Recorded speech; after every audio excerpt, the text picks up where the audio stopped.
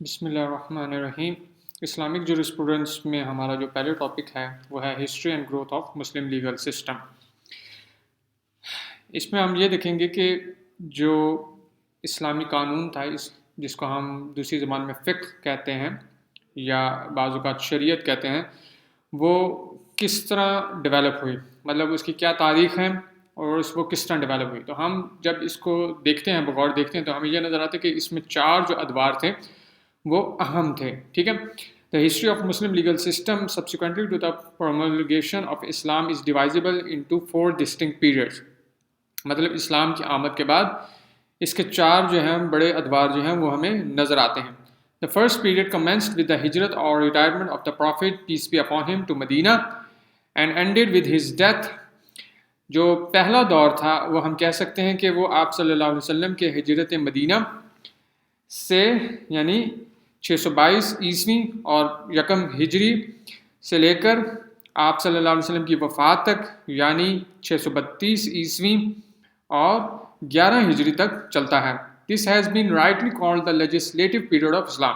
اس کو بجا طور پہ جو ہے وہ اسلام کا قانون سازی دور کہا جا سکتا ہے۔ The second period extends from the date of the Prophet's, peace be upon him, death to the foundation of different schools of jurisprudence۔ دوسرے دور میں ہم یہ دیکھتے ہیں کہ وہ آپ صلی اللہ علیہ وسلم کے وصال اور وفات کے بعد سے لے کر جو مختلف اسکول آف تھاٹس تھے، جورسپروڈنس تھے،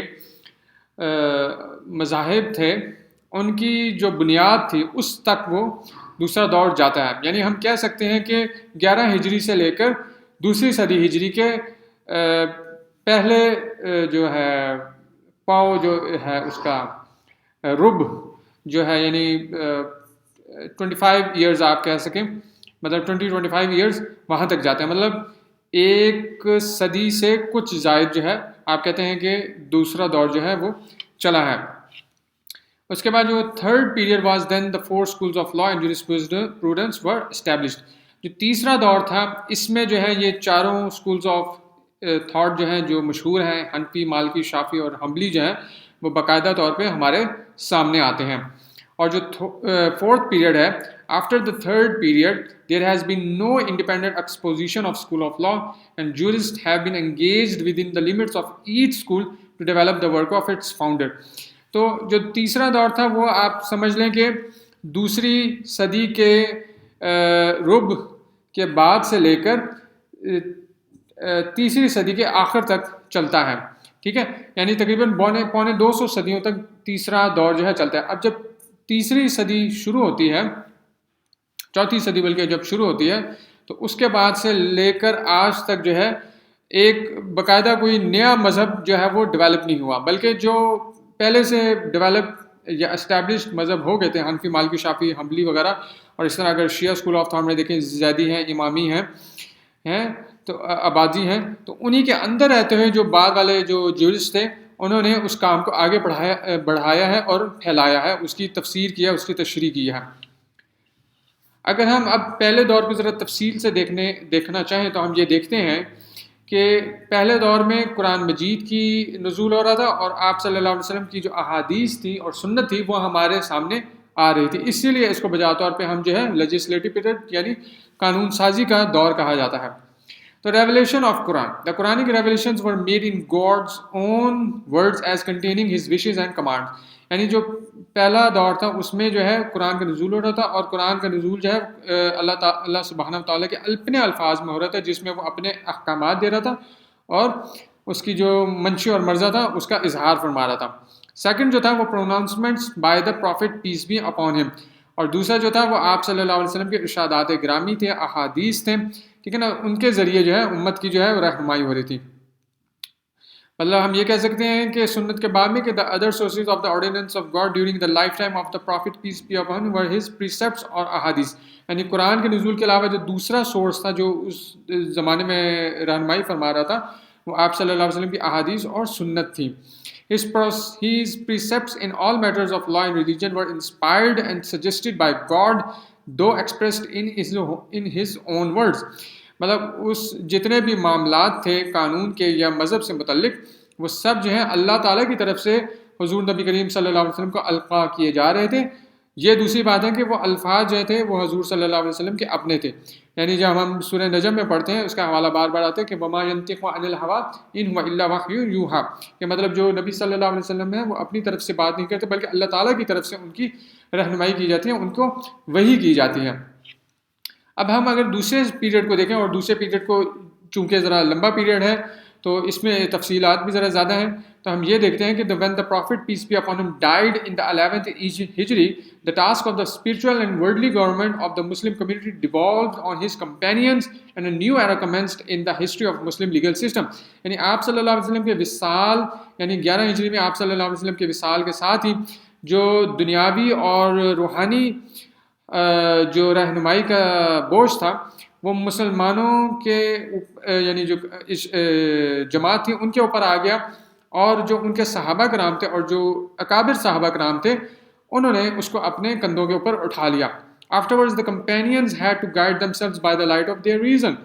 اب جو صحابہ کرام تھے انہوں نے اپنی جو سوچ سمجھ تفکر جس کو ہم کہا جاتے ہیں اس کے بنیاد پر جو ہے وہ رہنمائی فرمانا شروع کی.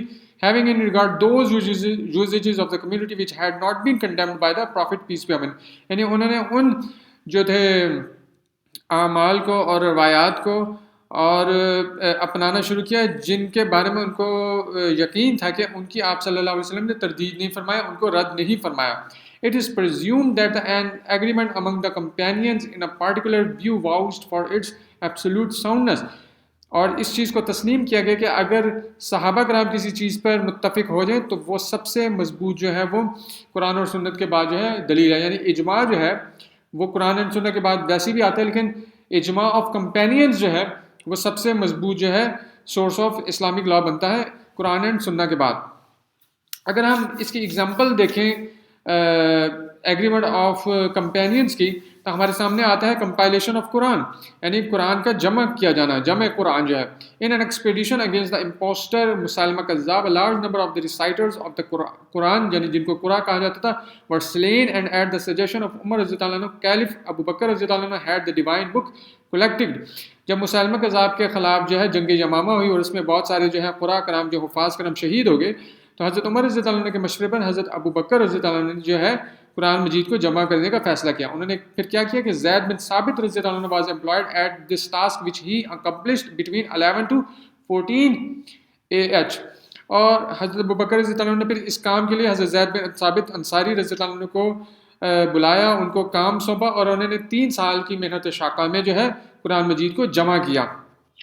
اس کے بعد ہم دیکھتے ہیں کہ ون ریڈنگ آف قرآن مطلب قرآن کو ایک قرات پر جو جمع کرنے کا کام ہے یہ پھر حضرت عثمان رضی اللہ عنہ کے دور میں ہوا. انہوں نے حضرت زید بن ثابت رضی اللہ عنہ کے ذریعے یہ کام دوبارہ کروایا. When several different versions and readings of the first edition of Quran crept into use, the third Caliph Usman رضی اللہ عنہ perceiving the need for a correct version again utilized the services of Zayd رضی اللہ عنہ in revising the first edition. جب قرآن مجید کی کئی قرات جو ہیں وہ مختلف صوبوں میں اور مختلف جگہوں پہ پڑھی جانے لگی تو حضرت عثمان رضی اللہ عنہ جو تیسرے خلیفہ تھے انہوں نے یہ ضرورت سمجھی کہ اس کی جو صحیح قرات ہیں اس پہ سب کو جمع کیا جائے، اور انہوں نے پھر حضرت زید بن ثابت رضی اللہ عنہ کی جو ہے وہ خدمات حاصل کی. On the revision being completed, Usman رضی اللہ عنہ caused all the remaining editions to be destroyed. جب حضرت زید بن ثابت رضی اللہ عنہ نے اس کو قریش کی قرات پہ لکھ دیا تو پھر حضرت عثمان رضی اللہ عنہ نے باقی جتنی قرات پہ جو قرآن مجید کو لکھا گیا تھا ان سب کو جو ہے وہ جلا دیا اور ان کو تلف کروا دیا. اچھا ہم ایٹریبیوٹس آف سیکنڈ پیریڈ دیکھیں، یعنی دوسرے جو دور تھا مسلم لیگل سسٹم کا یا ہسٹری کا، تو اس میں ہمیں کیا کیا خصوصیات نظر آتی ہیں؟ اس میں ہمیں یہ خصوصیات نظر آتی ہیں کہ جو فقہا صحابہ تھے وہ کون کون تھے.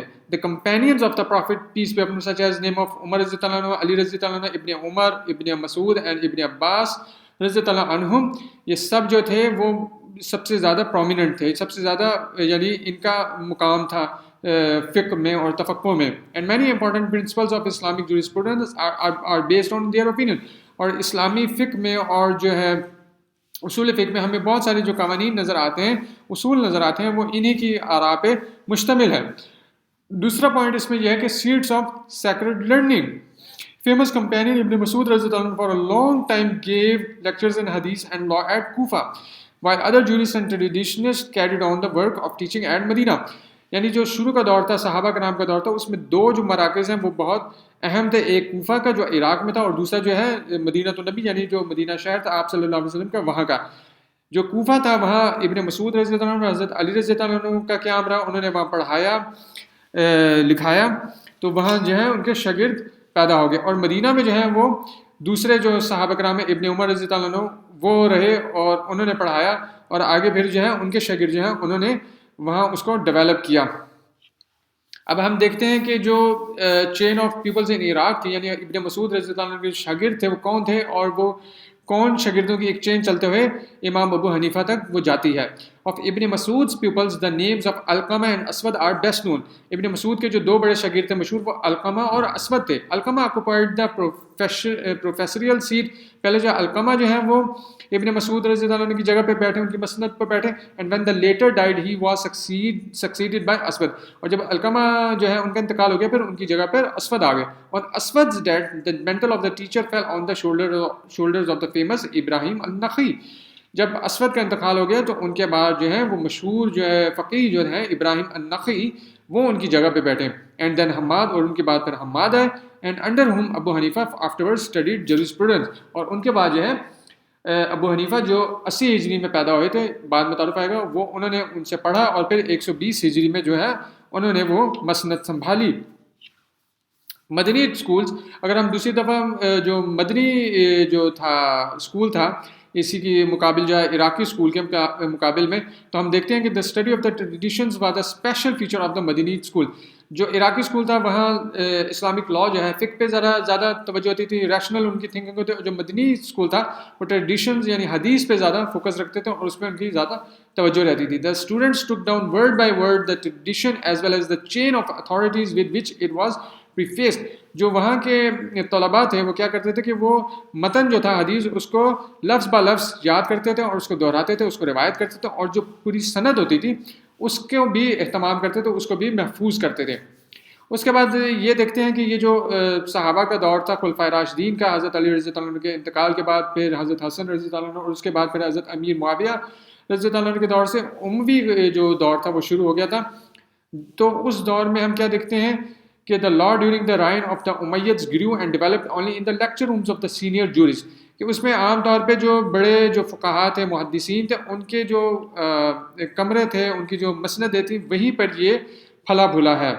The zeal however for the study of law did not decrease. لیکن جو حصول علم کا جو ایک جذبہ تھا، ایک وہ تھا لگن تھی، وہ کم نہیں ہوئی تھی.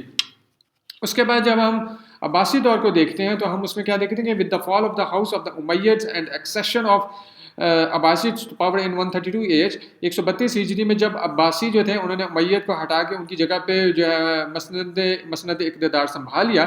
A new momentum was given to the study of jurisprudence. یعنی جو اسلامی قانون تھا اور فقہ تھا اس کو ایک نئی جہت ملی اور ایک نیا جذبہ ملا. The Abbasid caliphs loved to patronize learning and extended special encouragement to the jurists. Abbasi خلفاء جو تھے ان کی جو ہے یہ اس پڑھنے پڑھانے سے جو تعلق تھا وہ ذرا زیادہ تھا. وہ فقہاء کی زیادہ قدر و قیمت کرتے تھے، ان کو مشاہرے دیتے تھے، ان کو مختلف عہدے سونپتے تھے. جو مطلب جو اموی تھے ان میں بھی یہ تھا لیکن ان میں ذرا نسبتاً کم تھا. اس لیے اس دور میں جو ہے وہ فقہاء جو ہے اپنے کمروں کی حد تک رہے، یعنی وہیں پہ وہ علم اور تعلیم جو ہے وہ پھلتی پھولتی رہے. لیکن عباسی دور میں اس کا پھیلاؤ جو ہے وہ ذرا زیادہ بڑے پیمانے میں ہوا. اب ہم اس کے بعد جو ہیں وہ جو 4 schools آف اسلامک لا ہیں، حنفی، مالکی، شافعی اور حنبلی جو ہے ان کو تفصیل سے پڑھیں گے اگلی ویڈیو میں. Thank you.